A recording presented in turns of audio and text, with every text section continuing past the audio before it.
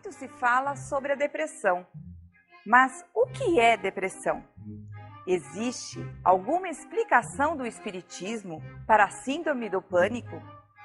Você é ansioso?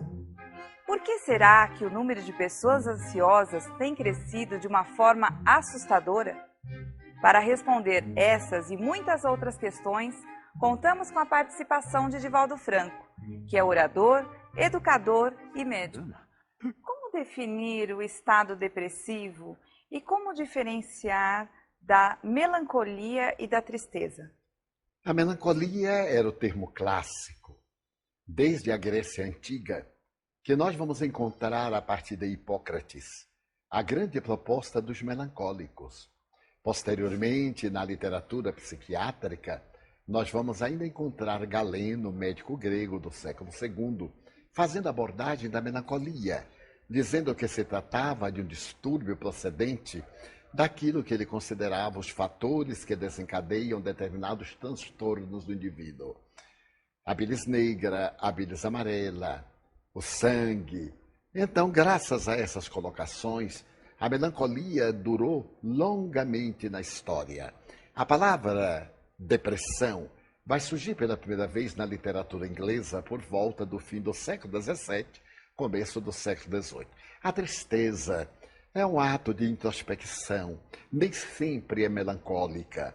A melancolia tem raízes mais profundas e quando essa melancolia é demorada, ela se torna patológica.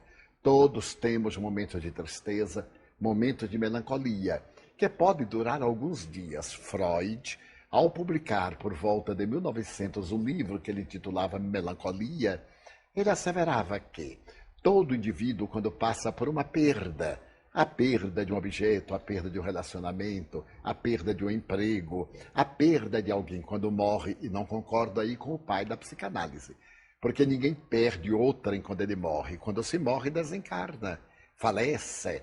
Mas quando acontece isso, o indivíduo fica triste, melancólico até 4 semanas, é normal. Mas quando isso se prolonga, é patológico. Então a tristeza, digamos, é a primeira fase do desencanto. A melancolia é uma tristeza profunda. A depressão é a denominação moderna ao transtorno da melancolia. As estatísticas não são muito precisas, mas estima-se que entre 15% a 25% da população mundial sofrem de algum dos transtornos emocionais, tais como a depressão crônica, como você mencionou, ou o distúrbio afetivo bipolar, ou ainda o transtorno obsessivo compulsivo e até mesmo a síndrome do pânico. Quais as razões que levam a essa verdadeira epidemia observada nos dias atuais? Teria origem no comportamento atual da sociedade ou existem causas mais profundas por trás dessa verdadeira epidemia? Do ponto de vista espírita, todos esses fenômenos são do espírito. Doente é o espírito. Aliás, a Organização Mundial de Saúde assevera que não existem doenças, há doentes. Quando o indivíduo tem débitos perante a consciência cósmica, quando ele é um enfermo espiritualmente, ele como que tem condições de captar essas ondas de perturbação, de desajuste, estes conflitos que vêm como arquétipos ancestrais dos seus desaires, das suas aflições. Desta maneira, a melancolia e a depressão, os distúrbios do pânico e outros transtornos muito graves, todos eles estão íncitos no espírito devedor. Existem, no entanto, fatores endógenos, a hereditariedade.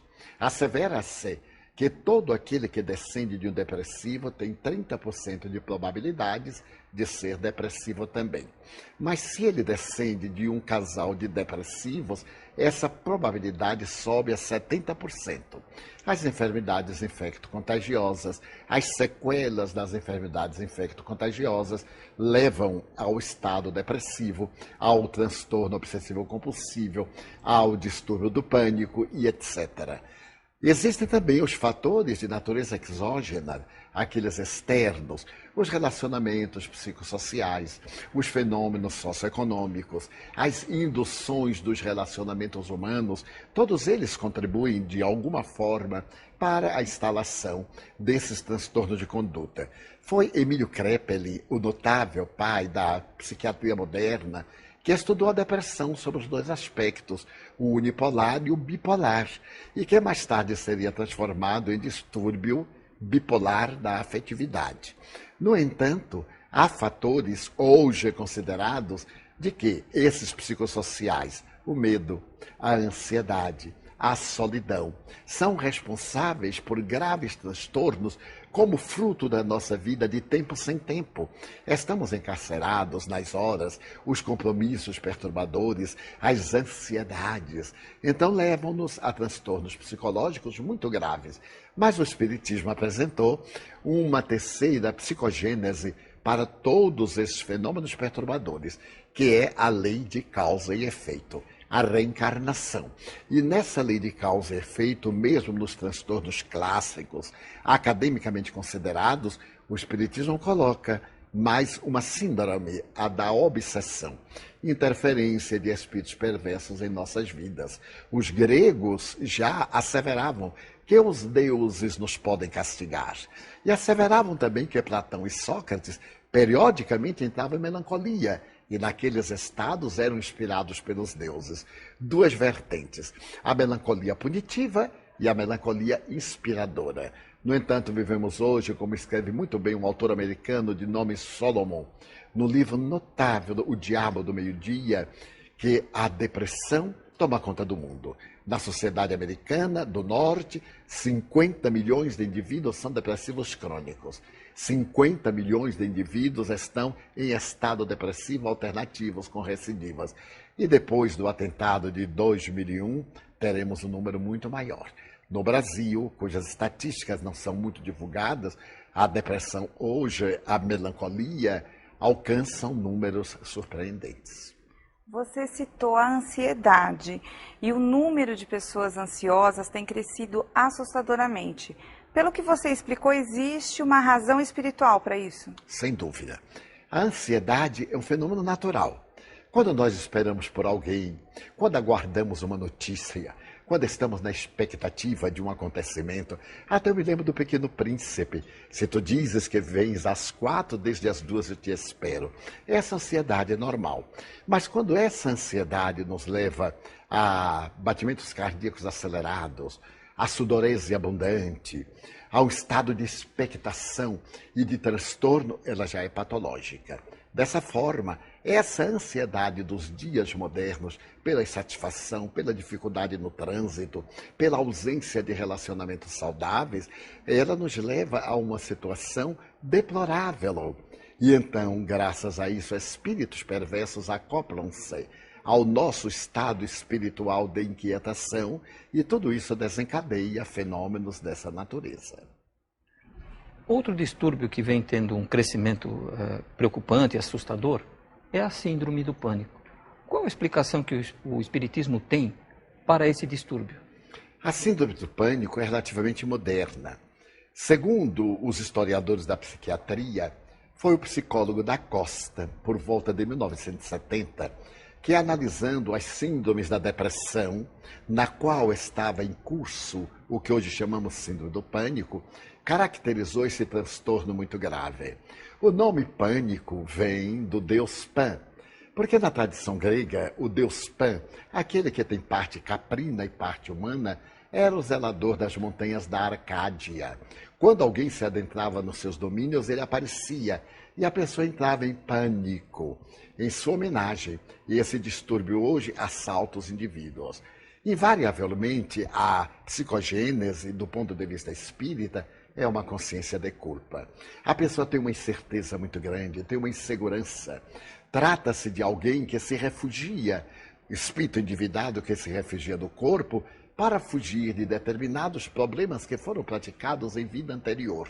E quando irrompe por uma questão hormonal a síndrome do pânico, a sensação é terrível, porque é uma sensação de morte. É eminentemente um distúrbio feminino, embora atinja também, segundo os especialistas, o sexo masculino. Segundo estou informado, faltando naturalmente certeza científica, a síndrome do pânico nunca matou a ninguém durante o seu surto. Entretanto, aquela sensação horrorosa é praticamente uma sensação de morte. O que fazer? Orar. ter a certeza de que ela é de breve curso, procurar respirar profundamente, acalmar-se, vincular-se a Deus, rogar a proteção dos espíritos nobres e lentamente vem uma descarga de adrenalina das glândulas suprarrenais e o indivíduo refaz-se e passa aquele período mais doloroso, fazendo simultaneamente a terapêutica através de um psiquiatra e de acordo com a psicogênese, com psicólogo ou psicanalista. Mas eu sugeriria pessoalmente que a pessoa procurasse também as terapêuticas espíritas, a psicoterapia da boa palavra, as reuniões doutrinárias, o conhecimento de si mesmo, o autoconhecimento, os passes, a terapêutica dos passes, a bioenergia, a água magnetizada e, por extensão, o socorro que os bons espíritos propiciam através das reuniões mediúnicas de desobsessão, que dispensam a presença dos pacientes. O transtorno obsessivo-compulsivo faz a pessoa se comportar de uma forma estranha, como nós vimos no filme. Isso decorre da existência atual da pessoa ou vem de reencarnações anteriores? Poderemos afirmar que tanto pode resultar de transtornos da afetividade na infância, insegurança, uma mãe castradora, uma supermãe, um pai negligente, gera no indivíduo aquele tormento da repetição, mas pode também ter uma origem anterior, porque todos os nossos padecimentos atuais têm uma causa, e Allan Kardec é muito claro no Evangelho segundo o Espiritismo, quando esta causa não é atual, ela é anterior, ela vem de uma outra existência. Normalmente o TOC é um transtorno muito grave, porque afeta o sistema nervoso central. E a pessoa, dentro desse transtorno quase psicótico, desgasta-se innecessariamente, exigindo terapia especializada. Também recomendo, ao lado da terapia médica, psiquiátrica, a assistência espiritual, o trabalho de autoiluminação, a meditação, a prece, a construção interior de novos hábitos, para poder libertar-se desse condicionamento repetitivo e perturbador.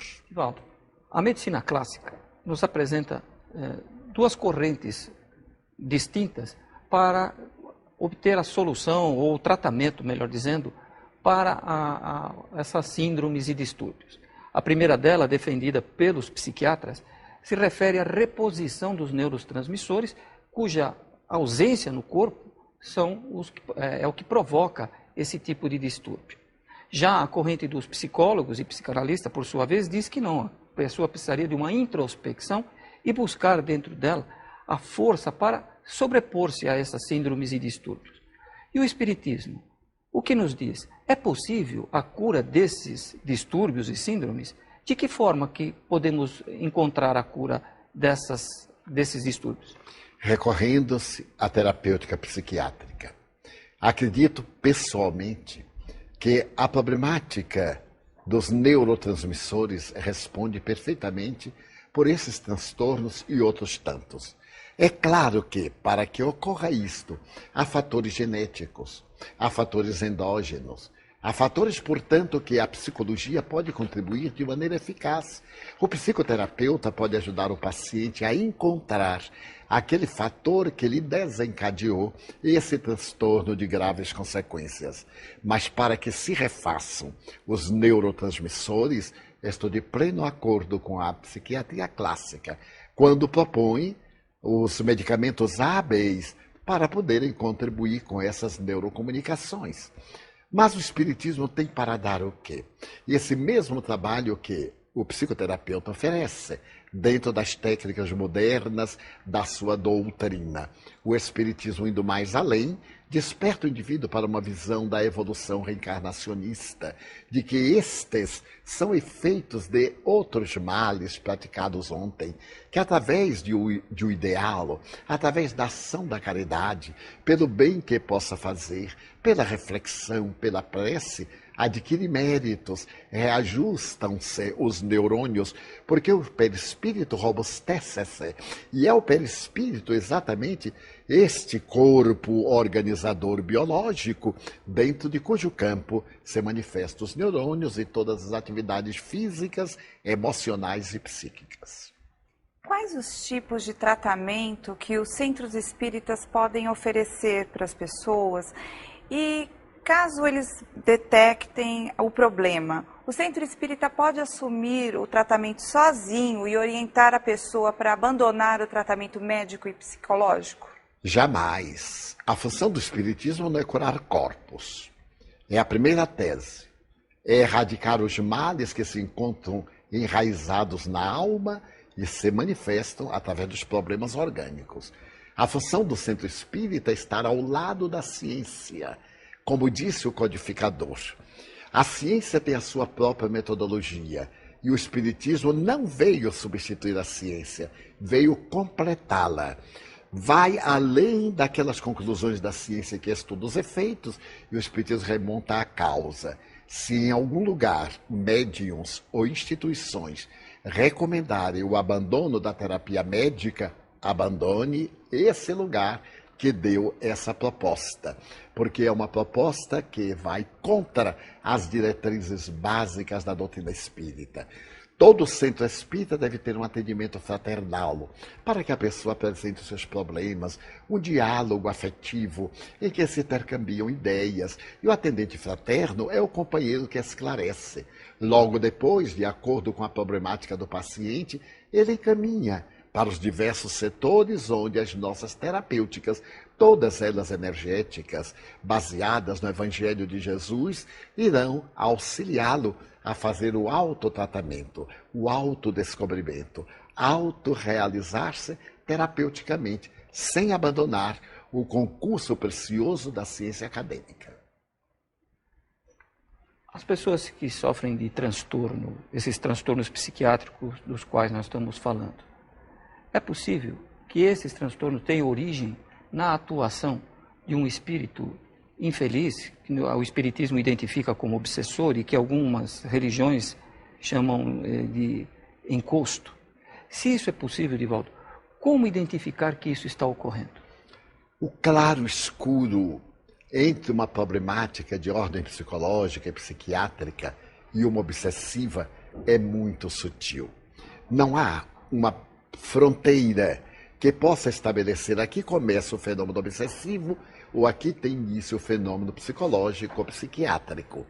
Naturalmente, em todo e qualquer transtorno de natureza psicológica, em qualquer uma outra síndrome de natureza psiquiátrica ou distúrbio orgânico, repito, o espírito é o doente, é válida a terapia de natureza espiritual, o despertamento do paciente para o bem, com a consequente mudança de comportamento moral, sempre para melhor. Naturalmente, os espíritos podem provocar transtornos que nós classificaríamos dentro dessas variadas denominações e ser apenas obsessão. A obsessão pode ser simples, uma indução hipnótica perturbadora. Ela pode ser por fascinação, um narcisismo, uma autoconfiança exagerada, o indivíduo ter esse complexo de superioridade, ou pode ser uma subjugação, um estágio no qual o indivíduo perde completamente o controle, tanto físico como emocional, como de natureza psiquiátrica. E então, uma análise superficial irá identificar como sendo de natureza acadêmica, mas a origem é de natureza espiritual. Prolongando-se, transforma-se também no distúrbio orgânico e nós teremos uma obsessão com um problema de natureza fisiológica. Outras vezes, o fenômeno é fisiológico e atinge determinado nível em que espíritos perturbadores ampliam e pioram o quadro. Por isso que a terapêutica deve firmar-se dentro dos cânones acadêmicos, simultaneamente das propostas espíritas, para tornar saudável o espírito e, por extensão, afastar as entidades perniciosas através de uma psicoterapia que nós denominamos vulgarmente como doutrinação. A depressão pode levar alguém à morte? Indubitavelmente. O indivíduo pode ter um tipo de surto muito grave, negar-se à alimentação, abandonar-se totalmente ao desprezo, deixar que enfermidades agora parasitas, que se encontram muitas vezes nele e não se manifestaram, tomem conta do seu organismo, produzam o depauperamento de forças e, por fim, a morte. e, noutras vezes, pode levar o indivíduo ao suicídio, porque o paciente deseja libertar-se daquela situação deplorável, daquela angústia, daquele estado de morte em vida e salta no abismo para fugir. Noutras vezes, ele é inspirado a tomar essa atitude pelos seus inimigos que desejam desforço, levando-o ao suicídio, graças à obsessão.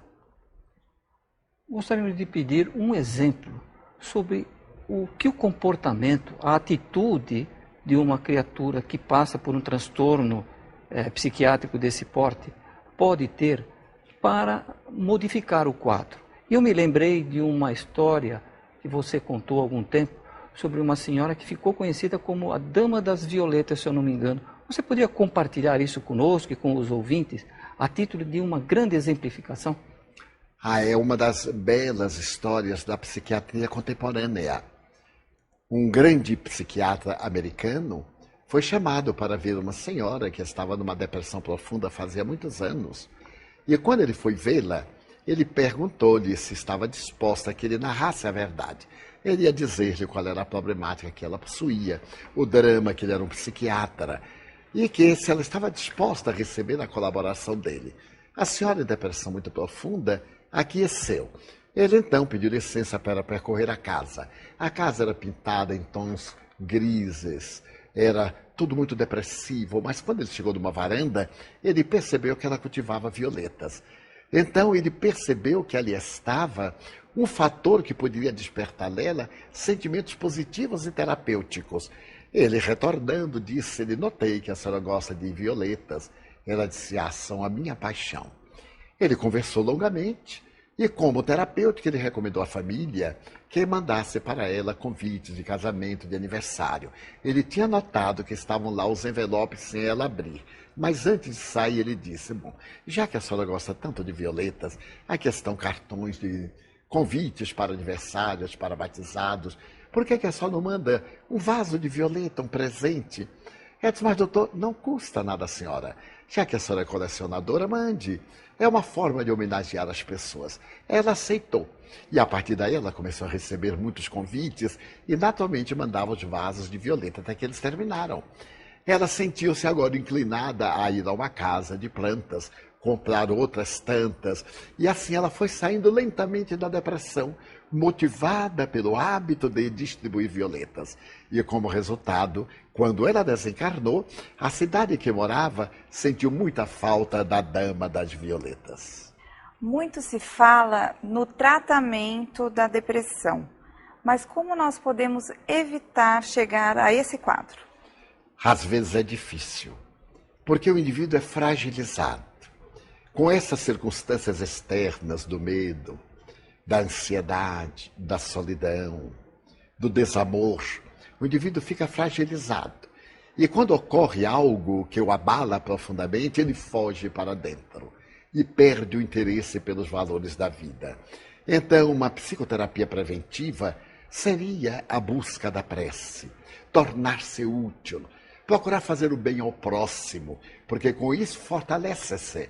E quando viessem aqueles golpes chamados do destino, teria resistências para poder superá-los, reconhecendo o valor da sua existência. Sabendo-se útil, estaria estimulado a continuar a viver, a continuar a trabalhar em favor da sociedade. Este é um dos melhores recursos. Não aceitar o mal, procurar sempre cultivar o ideal de viver, a alegria de viver. A vida é uma bênção. O Espírito Joana de Ângeles sugeriu-me oportunamente 5 itens para a felicidade. O primeiro item, diz ela, a vida é bela. Ora bem, se nós olharmos realmente, a vida é bela. O segundo item é eu nasci para amar. A maioria das pessoas sempre acha que nasceu para ser amado. O terceiro item é eu nasci para servir. Se nós nos dedicarmos a servir, nossa vida adquire significado.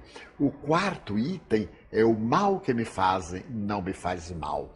O mal que me faz mal é o mal que eu faço, porque me torno um homem mau. E o quinto item, há sol dentro de mim. Quando o sol brilha dentro de mim, alegria, o objetivo essencial da vida, nunca há sombras. É como a lâmpada, a claridade vem de dentro para fora. Se eu carrego uma lâmpada na mão, ela projeta a sombra. Mas se há um sol dentro de mim, há alegria, há vida, não há depressão. Sem sombra de dúvida, os possuidores desses transtornos psiquiátricos são grandes sofredores. Mas além deles, seus familiares, como pais, mães, esposo ou filhos, também sofrem. Divaldo, o que você poderia deixar de mensagem a esses familiares para auxiliá-los e consolá-los? Que amem os seus pacientes. Toda vez que num grupo familiar acontece algo perturbador, todo o grupo está em curso no mesmo débito. Não somos viajantes solitários. Somos grupos espirituais que constituímos famílias biológicas ou famílias espirituais. Quando nós temos em casa um paciente com transtorno dessa natureza, somos afetados inevitavelmente. Ao invés da irritação, da exigência para que ele reaja, ele não pode reagir. Porque ele tem falta de serotonina, noradrenalina, dopamina. E isso produz um estado de morte interior, entre aspas. Mas que nós lhe demos segurança, simpatia, afetividade, que o estimulemos à terapêutica, que insistamos, mesmo que ele se negue, que procuremos levar ao especialista para que ele possa sair desse estado crepuscular. Mas não nos deixemos dominar pela revolta ou pela amargura para não assimilar essa energia deletéria, considerando que este ser, esta ave ferida, está junto ao nosso coração, porque nós fazemos parte do grupo que um dia feriu também alguém. Muito obrigada, Divaldo.